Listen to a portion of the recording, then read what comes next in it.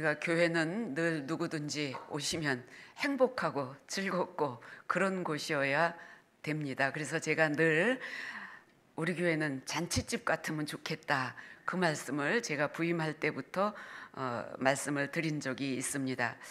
제가 즐겨보는 텔레비전 프로그램 가운데 유퀴즈 언 더 블럭이라는 프로그램이 있습니다. 가능하면 이걸 좀 보려고 제가 그렇게 노력하고 생각합니다. 근데 거기에 나오는 분들이 우리가 전혀 알지 못하는, 상상할 수 없는 그런 분야에서 일하는 사람, 혹은 아주 오랫동안 한 곳에서 일을 한 유명한 그런 사람, 어쨌든 좀 특별한 사람들이 거기에 나옵니다. 그래서 어떤 때는 법의학자, 그 시신만 늘 검시하는 그런 사람이 나와서 얘기할 때는 저는 아주 관심을 가지고 그리고 깊이 빠져들게 되는 걸 저 스스로가 느끼게 됩니다. 그런데 지난주에는 여러분 혹시 보셨나요? 어린 여학생이 초등학교 3학년 10살짜리 아이가 나왔어요. 쟤는 무슨 특기를 가지고 나왔을까 궁금했습니다. 사회자가 그 아이에게 물었습니다. 여기 어떻게 출연했는지 알고 있어요? 그러니까 아주 표정도 밝아요. 제가요, 말을 잘하기 때문에요. 이렇게 대답을 했어요.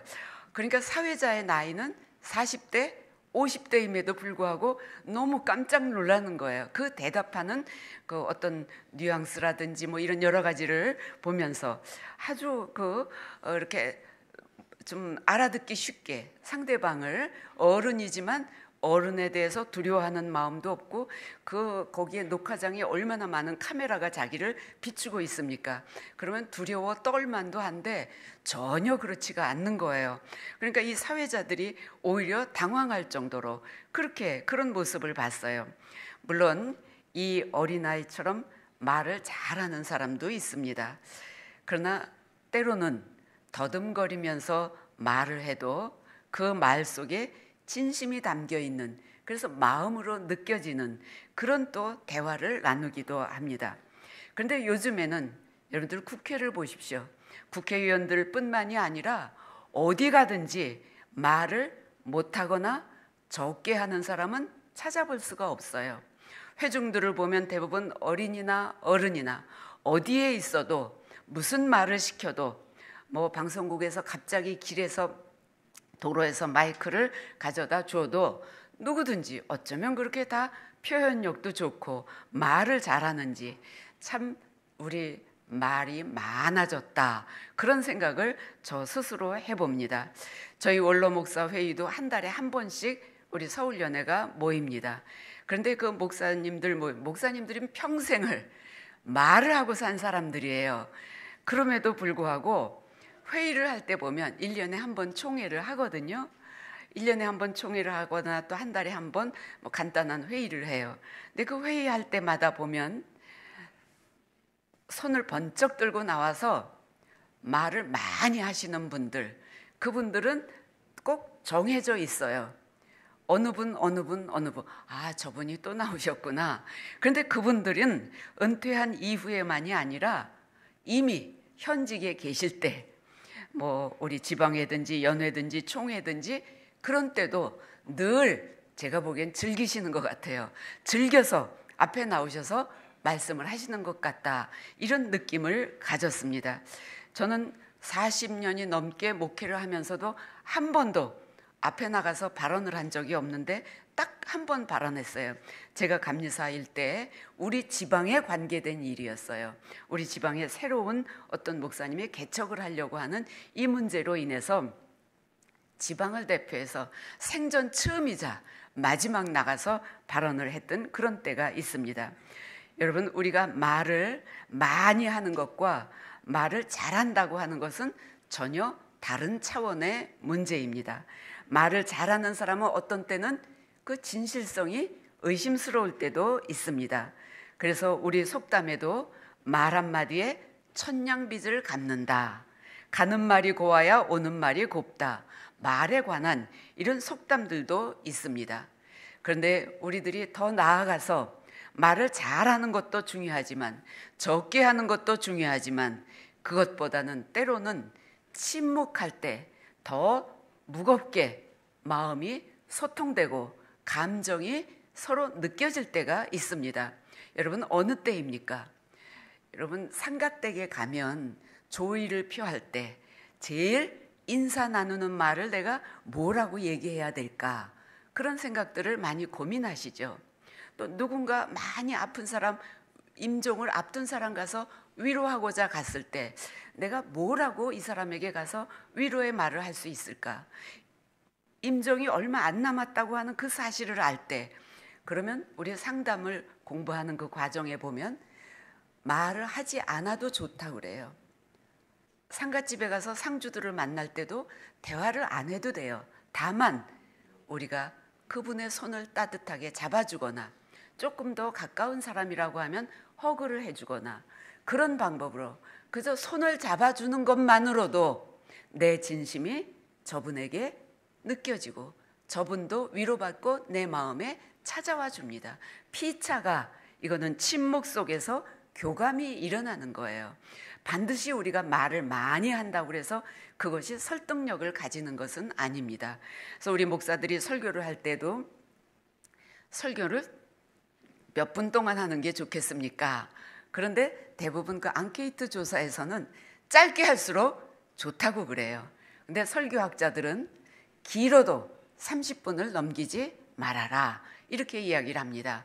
물론 부흥회라든지 뭐 특별 집회가 있을 때 그런 때는 예외이겠지만 그때는 뭐 몇 시간씩도 했어요. 그러나 가능하면 주일 공예배, 공식적인 예배에서 설교는 30분 아니면 40분, 많이 길어야 40분, 그거 넘어가지 말아라, 그렇게 설교학자들이 이야기하고 있습니다. 여러분들은 말을 잘 하시는 쪽에 속하십니까? 아니면 말은 못하지만 조금 우둔하지만 그러나 내 말은 진심이 담긴 말이야, 그렇게 생각하십니까? 하나님께서는 이런 사람도 불러주시고 저런 사람도 불러주십니다. 하나님께서 모세를 불러서 이스라엘 백성을 이끌어내는 그 사명을 주실 때 모세를 부를 때 모세가 뭐라고 그랬어요? 하나님, 나는 입이 둔해서 말 잘 못해요. 그래서 나는 그 일을 할 수가 없어요. 어쩌면 이것은 핑계대는, 내가 이 일을 감당하기가 두렵고 떨려서 하나님 앞에 이걸 직선적으로 핑계대지 못하고 우회적으로 그렇게 이유를 변명을 하고 있는 것인지도 모르겠습니다. 그런데 하나님은 분명 말 잘하는 사람도 쓰지만 말을 잘 못하는 사람도, 때로는 침묵하는 사람도 하나님은 불러서 쓰십니다. 하나님이 모세에게 뭐라고 대답하십니까? 너에게는 말 잘하는 내 형, 우리 이복규 권사님 대답 잘하시잖아요. 누구죠? 형 아론. 아론이 있지 않느냐, 내 형. 그렇습니다. 우리는 교회에 아론 같은 사람도 필요하고 모세 같은 사람도 필요합니다. 그런데 우리는 이렇게 불리움을 받을 때 우리는 어떻게 내가 그 앞에 응답해야 될까? 하나님이 세상에서 필요로 하는 사람은 때로는 말을 잘하는 사람이 더 필요할지도 모르겠어요. 국회의원들처럼 지금 같아서는 국회를 문 닫으라고 하면 좋을 것 같은 그런 생각이 저는 듭니다. 그런데 때로는 침묵하는 사람이 더 그 마음속에 무게감 있게 그 의사가 전달되는 경우가 있어요. 그래서 가끔 보면 우리 시위할 때 뭐라 하죠? 침묵 시위를 해요. 침묵 시위. 침묵 시위해도 그 뜻은 전달이 되어집니다.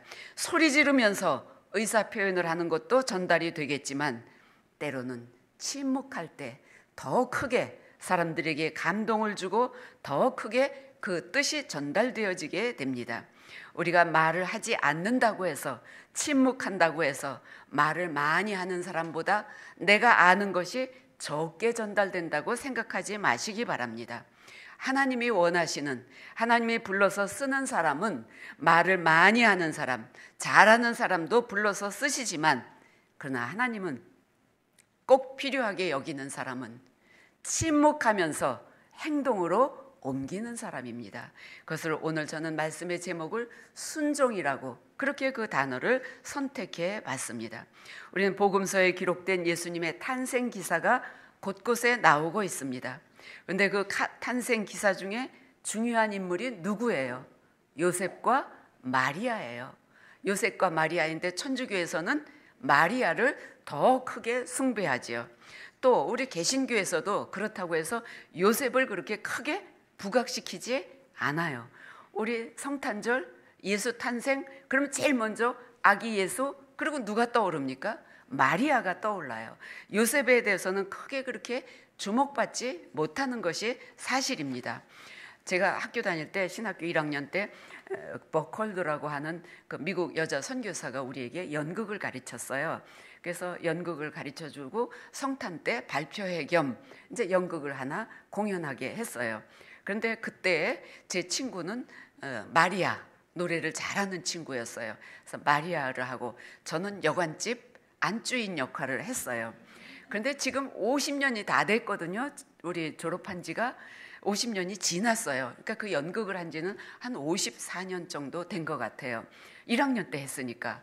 그런데 지금도 우리 동기들 모이면 그 마리아를 했던 친구, 요셉을 했던 친구 다 이제 목사님이고 은퇴했고 한 사람은 사모님이고, 근데 그분들이 나타나면 아이고 저 요셉 마리아 부부가 들어오네 이렇게 농담을 해요. 그 기억이 50년이 넘었는데도 요셉과 마리아를 기억해요. 근데 제가 여관집 안주인 했다는 거는 아무도 기억을 안 해주더라고요. 여러분, 성탄의 가장 중요한 인물 요셉과 마리아예요. 요셉과 마리아. 그러면 이렇게 중요한 인물로 하나님께서 왜 그 사람들을 선택했을까? 왜 그들을 이 땅에 보내신 예수 그리스도, 구원 계획 속에 가장 핵심적인 예수 그리스도를 이 땅에 보내시는 도구로, 통로로 왜 요셉과 마리아를 선택했을까? 요셉이 무슨 좋은 가문이었습니까? 마리아가 특별한 재능을 가진 사람이었습니까? 인물이 출중했습니까? 우리는 직접 보지 않았기 때문에 알 수가 없어요.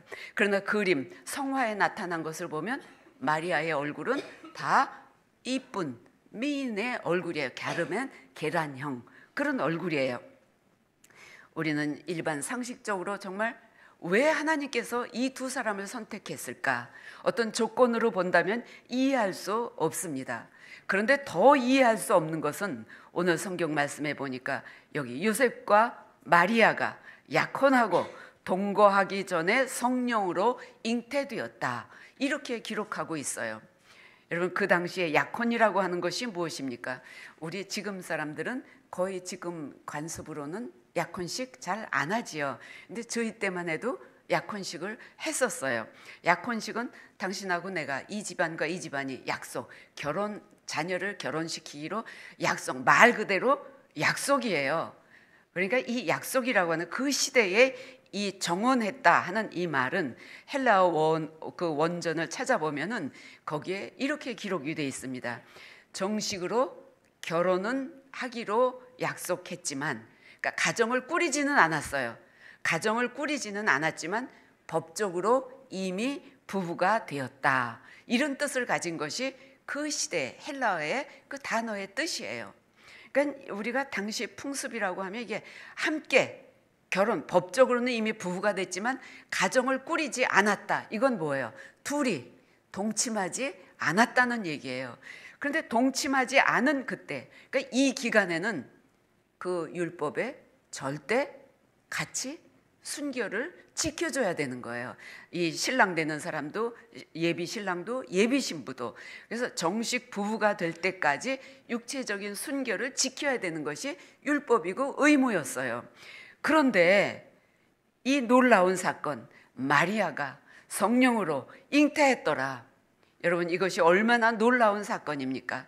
정혼하고 동거하기 전에 잉태했다고 하는 일은 세상에 놀라운 일이에요. 그런데 당사자인 마리아와 요셉은 얼마나 더욱더 놀랬겠습니까? 첫째는 마리아예요. 마리아가 여자로서, 처녀로서 이 수치와 내 인생은 어떻게 될 것인가, 이걸 내가 어떻게 감당할 것인가. 마리아도 청천벽력 같은 놀라움, 그것을 가지고 있었을 거예요. 그런데 그 남편 될 요셉은 더군다나 내 가문이, 그리고 내 명예가, 그리고 내 인생이, 내가 이것을 어떻게 해결할 것인가, 이 요셉이 얼마나 고민이 되었겠습니까? 그래서 이 요셉은 아마 한편으로는 내가 가족들에게 뭐라고 좀 변명을 해볼까 이런 생각을 했을지도 모르겠어요. 그런데 진퇴양난입니다. 이것을 공개하게 되면 마리아는 그 당시의 풍습으로 돌로 맞아 죽어요. 그러니까 누구의 아이인지 알지 못하기 때문에, 그러나 여자가 임신했다고 하는 것은 순결이 없어졌다고 하는 얘기예요. 그래서 이것으로 인해서 돌에 맞아 죽을지도 몰라요. 그러니까 저 여자의 생명을 위협하는 그런 일은 할 수가 없어요. 또 한편으로 내가 이것을 조용히 그냥 파혼할까 이렇게 생각을 했지만, 그렇게 하는 것도 내 인생에 저 사람 약혼했다가 파혼한 사람이야, 이것이 온 가문의 수치로 남기 때문에 파혼을 할 수도 없어요. 두 사람의 운명에 고민을 하고 있었습니다. 그런데 이렇게 고민할 때 요셉은 의로운 사람이라 성경에 그렇게 기록했죠.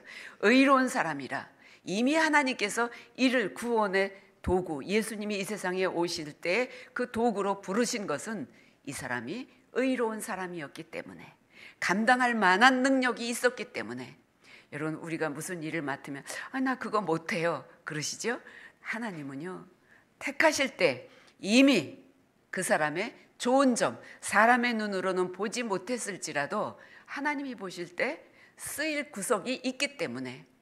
아론, 그 성격이, 그 사람 좀 성격이 보면 괴팍해요. 모세하고 싸우기도 했어요. 그럼에도 불구하고 하나님은 너 말 잘하잖아, 모세의 모자란 부분을 채워주기 위해서 형 아론을 선택한 것처럼, 하나님은 하나님의 눈으로 우리의 좋은 점을 쓰실 계획에 불러서 쓰시는 거예요. 그래서 요셉은 그 말씀을 듣고 순종하고자 하는 마음을 가지게 된 거예요. 여러분, 우리는 때로는 이렇게 내가 가지고 있는 그 달란트가 무엇인지, 내가 할 일이 무엇인지 알지 못하는 가운데서도 하나님은 우리의 어떤 좋은 점, 쓸만한 구석이 있는 한 가지를 보시고 우리를 부르시고 써주십니다.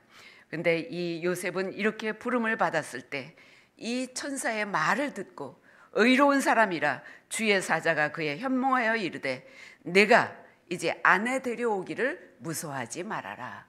아니, 총각이, 이 처녀가 누구의 아이인지도 모르는, 동침하지도 않았는데 임신한 여자를 너 주저하지 말고 데려와라. 지금 이 요셉은 고민이 돼서 죽겠는데, 그런데 데려오라고 명령하십니다. 그런데 이때의 요셉의 태도를 보십시오. 요셉은 지금까지 고민했던 그 모든 것을 다 내려놓고 그리고 침묵하며 행동으로 옮깁니다. 이 요셉의 그 침묵은 무엇입니까? 이것은 바로 의로운 자, 의로운 사람이라 그렇게 칭했잖아요. 의로운 사람으로서 가지는 침묵이에요. 때로는 세상에서 큰 소리로 외치면서 개혁을 말하는 사람도 있습니다. 특히 우리가 사회에서 보면은 뭔가 새로운 일을 계획하고 진취적으로 나가는 사람이 소리 지르는 그런 목소리가 큰 걸 보게 됩니다. 그런데 의로운 자는 때로는 침묵합니다. 그런데 이 침묵은 바로 무슨 의미일까요?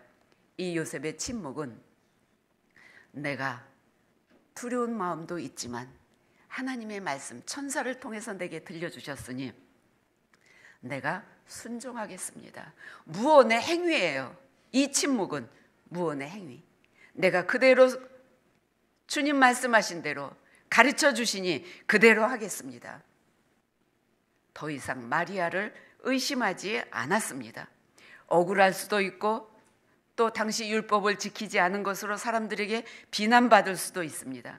그럼에도 불구하고 요셉은 의로운 자라, 요셉의 품성을 나타내주는 하나의 단어예요. 의로운 자, 의로운 사람이어서 그는 하나님의 명령하심에 대해서 침묵으로 순종을 나타내고 있습니다. 여러분, 우리가 알고 있는 사실을 다 입 밖에 내고 살지는 못하지요. 특히 부모와 자식 간에도 그래요. 사람들은 부모 자식 간에 못할 말이 어디 있어 그렇게 얘기하지만 부모 자식 간에 못할 말이 너무 많이 있어요. 저도 그래요.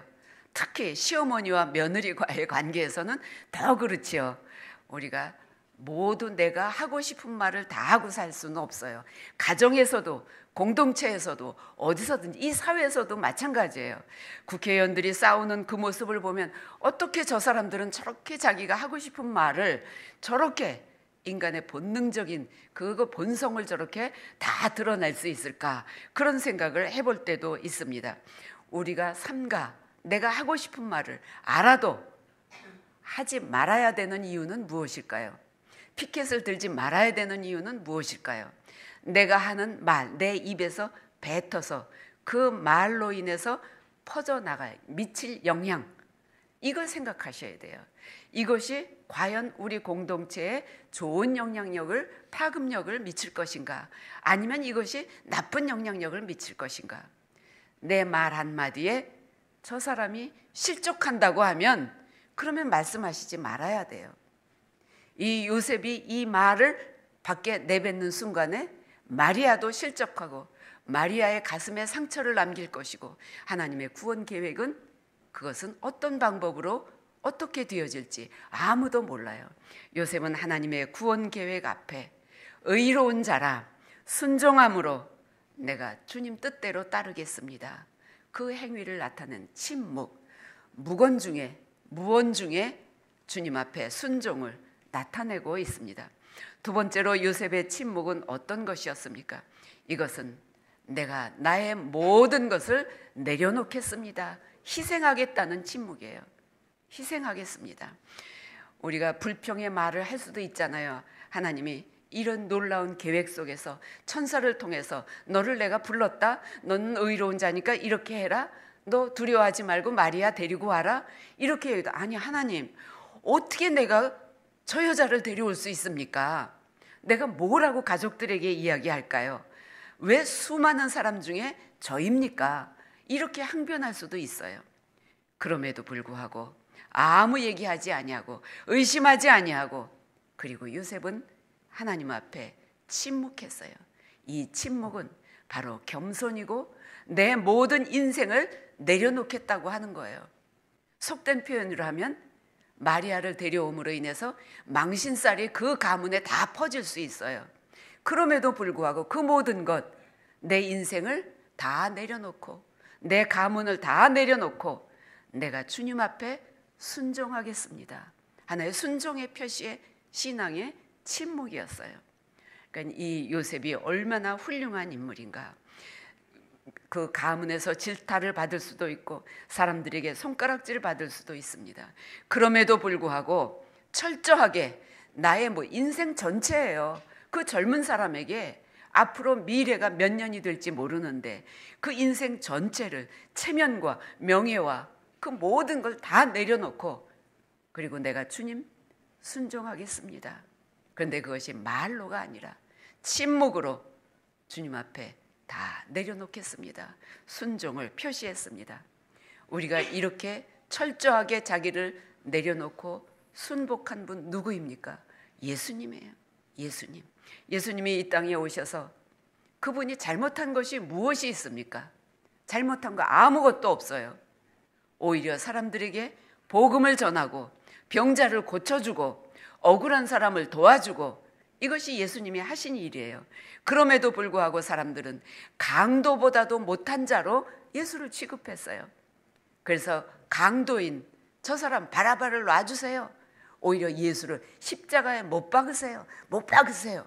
온 군중들, 얼마나 많은 말로 큰 목소리로 얼마나 많은 사람들이 소리 지르고 외쳤습니까? 그 소리 지름 속에, 군중들의 그 외침 속에서 진실은 덮어지고 가리워져서 예수님은 십자가에 고통을 당하셨어요. 예수님은 십자가에서 죽으셨어요. 그런데 예수님은 그 십자가상에서 뭐라고 기도하십니까? 하나님 앞에 철저하게 자기를 내려놓고 아버지의 뜻대로 하옵소서. 예수님의 이 한마디의 기도는 하나님 앞에서 나를 포기하는 거예요. 내 인생을, 내 생명을 내려놓겠습니다. 내가 이 고통을 감당하겠습니다.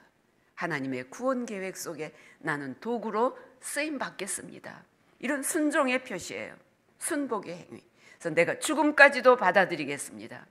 우리는 여기에서 보면 육신의 아버지인 요셉과 의로운 자, 그리고 아기 예수, 아들 예수, 어쩌면 두 분 다 닮은 점이 있습니다. 아들은 아버지를 닮는다고 하는데 육신의 아버지의 그 심성, 의로운 자라 아기 예수, 정말 똑같은 그런 모습을 우리가 보게 됩니다. 요셉의 침묵은 바로 그의 인생 전체를 내가 하나님 앞에 내려놓겠습니다, 드리겠습니다, 희생적인 침묵의 행위였습니다. 세 번째로 요셉의 침묵은 무엇을 나타냅니까? 이것은 바로 순종의 의미입니다.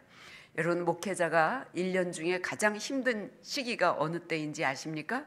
언젠가 한번 제가 현역 때도 말씀을 드린 것 같아요. 목사님들이 10월달, 11월만 되면 모일 때마다 걱정을 합니다. 우리 교회는 이렇게 장로님을 세워야 되는데, 우리 교회는 뭐 그런 얘기들을 많이 해요. 당회, 구역회, 이것을 잘 치러야지 1년이 끝났다, 이렇게 목사는 한숨을 돌리게 됩니다. 새로운 일꾼을 세우기도 하고 부서를 바꾸기도 하고 속회를 바꾸기도 하고 이런 일들이 이어지고 있지요. 그런데 그런 과정 속에서 어떤 일을 맡겨도, 목회 계획을 발표하면서 무슨 일을 맡겨줘도, 부서를 어떻게 바꿔도 부족하지만 제가 하겠습니다, 이런 분들이 있는가 하면, 어떤 분은 목사님 전 못해요. 아니에요, 시키지 마세요. 목사님 전 못해요. 저도 가끔 누가 뭘 하면 전 못해요, 그렇게 얘기를 하거든요. 그런데 저도 사실 이 설교 말씀을 들으면서 저도 좀 뜨끔합니다. 저도 제가 나가는 그 노인들 교회, 원로들 교회에서요, 설교가 너무 자주 돌아오니까 나 이번에 안 해요, 난 못해요, 그런 얘기를 많이 하거든요. 설교 준비 한 번 하려면 일주일을 몽땅 다 거기에 집중을 해야 되니까 난 못해요, 그런 얘기를 많이 하다가 이렇게 몇 달 동안 설교하는 숙제를 제가 감당을 하게 됐죠. 여러분, 피하지 마세요. 피하지 마시고 핑계대지 마시고, 모세가 난 입이 둔해서 나 말하지 못해서 지도자 못해요, 내 형 아론이 있지 않느냐. 여러분, 핑계하면 하나님께서는 다른 것으로 더 큰 일을 맡기실지도 모르겠어요. 우리는 둘러보면 이 세상에 사람들이 되게, 어떤 사람은 핑계하는 사람이 있는가 하면, 어떤 사람은 물론 사람들의 눈으로 볼 때 그 사람 부족하고 좀 여러 가지로 감당하기 어렵겠다, 그런 사람도 있어요. 그럼에도 불구하고 맡겨주면요, 저 사람이 저런 면이 있었나? 목사도 깜짝 놀랄 정도로 놀라운 실력 발휘를 하시는 분들도 있습니다. 여러분, 순종한다고 하는 것은 어떤 마음입니까? 순종은 행동으로 옮기는 것입니다. 행동으로 옮기는 거예요. 그런데요, 핑계댈 거리는 얼마나 많이 있어요. 핑계들, 나는 집이 멀어요, 나는 경제적인 뒷받침이 안 돼요, 나는 학식이 짧아서요, 나는 뭐가 어째서요, 뭐 여러 가지 핑계댈 거 많아요. 핑계거리 찾으면 얼마나 많습니까? 그러나 일하는 사람은요, 감당하는 사람은, 순종하는 사람은 핑계대지 않습니다. 내가 하지 말아야 될, 하지 못할 이유를 찾기보다는 내가 이걸 어떻게 하면 감당할 수 있을까, 이 생각을 하는 거예요. 그러면 이것을 우리가 성경적인 그런 것으로 단어를 선택한다고 하면, 이건 뭐냐면 믿음과 순종이에요. 믿음과 순종은 양면성을 가지고 있어요. 믿음이 있는 사람은 나는 부족하지만 해보겠습니다. 나는 부족하지만, 그러니까 나의 부족한 면을 긍정적인 것으로 바꾸어서 순종하는 거예요. 믿음이 없는 사람은 어떻게 합니까? 나 이래서 못해요, 저래서 못해요, 핑계거리를 막 찾고 있는 거예요. 그것은 불순종으로 연결되어집니다. 믿음과 순종. 그래서 우리가 믿음을 가지고 나가면 순종하게 되고, 순종하게 되면 그 믿음이 더 자라게 됩니다. 여러분, 어려운 일을 하게 되면요, 그 일을 감당하고 나면 믿음이 내가 이만큼 자라는 걸 보게 됩니다. 제가 다른 교회에 있을 때 어떤 여선교회 회장님을 이제 맡기게 됐어요. 그런데 그분은 정말 세상 표현으로 가방끈도 짧아요. 경제적인 능력도 없어요. 정말 말도 잘 못해요. 그럼에도 불구하고 회장 순서가 됐으니까 하라고 그랬더니 나 못해요. 나 저렇게 뭐 훌륭한 분도 있는데 저런 분도 있는데 그렇게 얘기를 했어요. 그런데요, 그분을 시켜놓으니까 다른 사람들이 저희는 경제적으로 어려워. 우리가 도와줘야 돼. 내가 좀 할게. 예전보다 오히려 더 여선교회가 재정적인 그것이 풍성하게 되더라고요. 또 여선교회 공과를 가르치는 순서가 있잖아요. 그리고 이 여선교회장이 가방끈이 짧아도 지혜는 하나님이 주시는 거예요. 꼭 회장이 할 이유가 없어요. 꼭 교육부장이 할 일이 없어요. 그것을 나누어 주는 거예요. 여러분들 중에 이렇게 공과 준비해서 해보실 분 있으시면 좀 신청해 주세요. 그러니까 공평하게 돌아가면서 공과 인도를 한 거예요. 이 여선교회장이 2년 동안 그 여선교회를 얼마나 훌륭하게 이끌어갔는지 제가 깜짝 놀랐어요. 저분에게 이런 능력이 있었구나. 목사도 알지 못했던 그런 능력이 있는 걸 보고 깜짝 놀랐어요. 우리 교회도 보면은 요리 잘하시는 분, 글 잘 쓰시는 분, 이런 미디어 관계 잘하시는 분, 얼마나 많은 훌륭한 분들이 계십니까? 제가 교회에 처음 부임했을 때 우리 양형순 권사님이 그때 마침 그 해에 은퇴를 하셨어요. 그런데 저는 잘 아무것도 알지 못하는데 권사님이 은퇴하시면서 시간이 이제 여유가 있으시면서 정말 저를 얼마나 많이 목회 과정에서 도와주셨는지 몰라요. 저 이런 뭐 영상을 편집하는 일, 얼마 전에 제가 그 캄보디아 우리 그 선교했던 그 우물파기 그 영상을 설교 준비하다가 컴퓨터에서 잠시 머리를 식히면서 봤어요. 근데 그 영상을 얼마나 아름답게 꾸며주셨어요. 또 우리 60주년 행사한 또 이런 일들, 또 우리 처음으로 우리 교회에서 문집 역사책을 만들 시간은 없고 그래서 문집도 만들었어요. 그런 모든 일들을 아주 얼마나 재능을 가지고, 저 양형순 권사님은 역사 선생님이셨어요? 사회 선생님이셔요. 근데 사회 선생님인데 전혀 다른 분야인데 그것을 목사님 내가 그거 어떻게 해요? 이러실 수도 있잖아요. 그런데 기꺼이 그 모든 거를 다 맡아서 해주셨어요. 양 권사님뿐만이 아니라 또 우리 이복규 권사님 연합속장을 오랫동안 참 잘 해주셨어요. 아주 꼼꼼하시고 우리 이복규 권사님은 또 아주 그 꼼꼼하시고 그 재정 그런 업무를 늘 평생 동안 직장 다니신 분이 돼서 얼마나 또 철저하게 잘해주시는지 몰라요. 정리를 아주 정확하게 잘해주셔요. 이런 모든 일들을 협력해 주셔서 여러분들이 순종해 주심으로 제가 이곳에서의 목회를 무난하게 잘 마칠 수 있었습니다. 여러분, 우리는 믿음이 있는 사람은 핑계대지 아니하고 순종합니다. 순종하면 하나님께서는 그에게 더 큰 그런 능력을 부어 주십니다. 요셉은 바로 자기가 동침하지 아니하고 마리아가 아이를 가졌지만 핑계대지 아니하고 망설이지 아니하고 두려운 마음도 있었지만 말씀 한마디에 천사가 현명하여 가로되 들려주시는 하나님의 음성을 듣고 그리고 그 말씀대로 침묵, 순종하고 희생하고 자비를 베풀었더라. 여러분, 대화를 하면서 보면 똑같은 말을 한 자리에서 들어도 끝난 다음에 나가서 얘기하면 각기 들은 얘기들이 달라요. 어떤 사람은 이렇게 듣고 어떤 사람은 이렇게 듣고. 왜 그럴까요? 청종하지 않았기 때문이에요. 청종이라고 하는 말이 무슨 뜻입니까? 그냥 사전적인 그런 의미로 보면 이르는 말을 잘 듣고 쫓아감, 쫓음. 이 쫓는다고 하는 게 뭐예요? 행동으로 옮긴다고 하는 거예요. 목사가 아무리 여기서 말씀을 전해도, 우리가 늘 말씀을 통독하고 묵상해도, 우리가 듣기는 들어도 한쪽 귀로 흘린다고 하면 그것은 아무 의미 없는 말이 되어집니다. 그런데 요셉은 천사가 하는 말, 너 두려워하지 말고 내 안에 데려와라, 이 말에서 청종했다 그랬어요. 청종, 귀로 듣고 행동으로 옮겼더라. 이게 순종이에요. 이게 순종이에요. 귀로 듣기만 하는 것이 아니라 듣고 쫓는 것, 곧 그대로 행하는 것, 이것이 바로 하나님의 우리를 향하신 원하시는 순종의 자세입니다. 그래서 신명기서 30장 11절부터의 말씀을 보면 우리가 주님을 사랑해서 잘 듣고 그 뜻을 따르면 곧 청종이죠. 청종하면 우리에게 주님께서 생명과 복을 주신다 그랬어요. 그런데요, 레위기에 얼마나 무서운 말씀이 있나 보세요. 스가랴서에 있는 말씀인데 여기에 보면 너희들이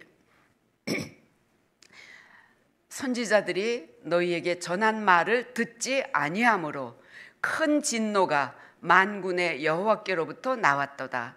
내가 불러도 그들이 듣지 아니한 것처럼 그들이 불러도 내가 듣지 아니하리라. 비교되는 말씀이에요.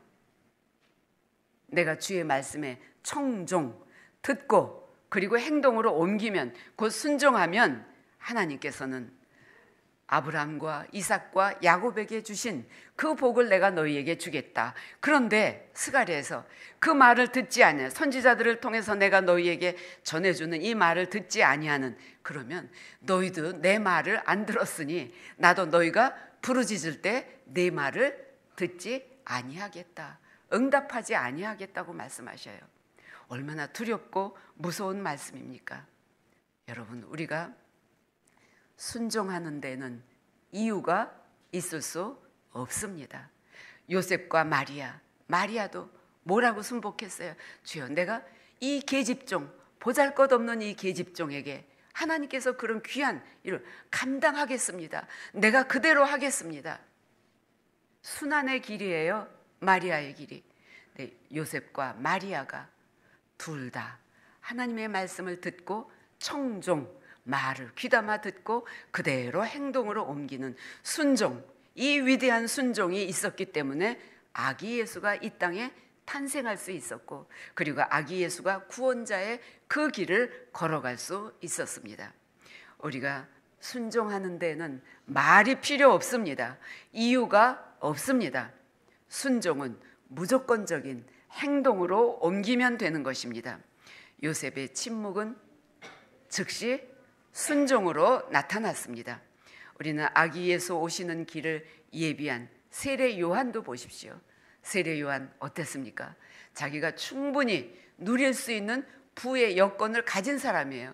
그럼에도 불구하고 세례 요한은 그 모든 것을 내려놓고 사막 한가운데에서 그 모든 것 내려놓고 약대 털옷을 입고 그리고 석청을 먹으며 예수님 오시는 길을 예비했더라. 그럼에도 예수님 오실 때 뭐라 해요? 나는 그분의 신들매도 감당하지 못하겠다. 자기는 낮은 자리에, 그리고 예수님, 아기 예수를 높여드리는 순종이에요. 순종은 내가 희생하지 않으면 순종은 할 수가 없는 거예요. 때로는 내 모든 정말 내려놓기 힘든 그런 것까지라도 내려놓을 수 있는, 이것이 바로 믿음이고 이것이 순종입니다. 마리아가 나는 계집종이오니 주여 나를 쓰시옵소서, 이렇게 순종했던 것처럼, 또 요셉이 말씀을 듣고 두렵고 떨리지만 천사의 말을 귀담아 듣고 청종하여서 절대적으로 엎드려 순종했던 것처럼, 여러분, 우리가 이 대림절기를 지나면서 아기 예수 탄생의 그날을 준비하면서 여러분들의 마음에도 하나님의 말씀을 청종하시는 그런 성령의 역사가 일어나기를 원합니다. 나를 드러내기 위함이 아니라 하나님의 섭리하심과 영광을 위해서 말씀을 날마다 청종하시고 그리고 행동으로 옮기시는, 침묵 속에서 순종하시는 우리 모두가 되셔서 요셉에게 주셨던, 아브라함과 이삭에게 주셨던, 야곱에게 주셨던 장수의 복과 물질의 복과 그 모든 것을 넉넉하게 이루시는 여러분 모두가 되시기를 간절히 바랍니다. 아버지 하나님, 우리들의 마음속에는 감사보다는 오히려 불평이 많았음을 용서하여 주시옵소서. 우리가 넉넉하지 못한 것으로 인해서 언제나 우리 마음이 부족함으로 하나님 원망하고 다른 사람을 탓하는 그런 일들도 많이 있었음을 용서하여 주시옵소서.